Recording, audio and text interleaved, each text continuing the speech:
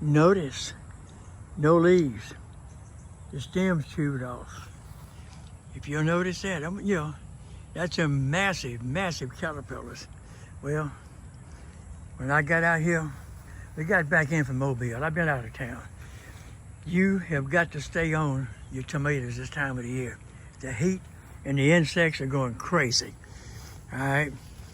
I checked this bush careful. You see where he chewed? All up in here. But I got him. I found him. He's bird food, or was bird food. He's gone. So that took care of that. Now I'm spraying this plant heavy with the hydrogen peroxide. I give the formula and back in the video. Now, what I'll do tomorrow about this time, I'll come out here with 2 tablespoons of baking soda in a gallon of water, and I'll spray the devil out of them. This peroxide should, I hope, kill the fungus and bacteria. Okay.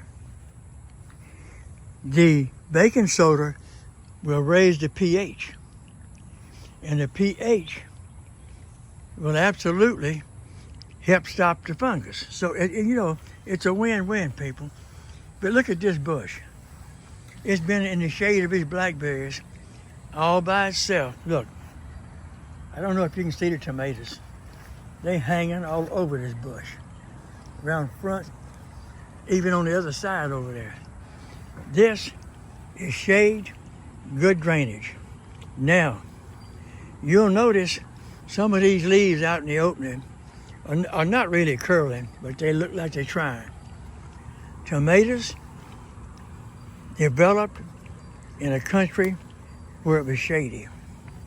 They actually grew where they could climb up trees and all, and they got scattered sunlight, okay? Now, direct sun is not a good friend for tomatoes, but we only have a 6 or 8, 9 months growing season, usually, so you gotta do what you gotta do. So that's where your curly leaf comes in. That's not a problem. It's just the sun does it. Eventually it will kill the plant, eventually.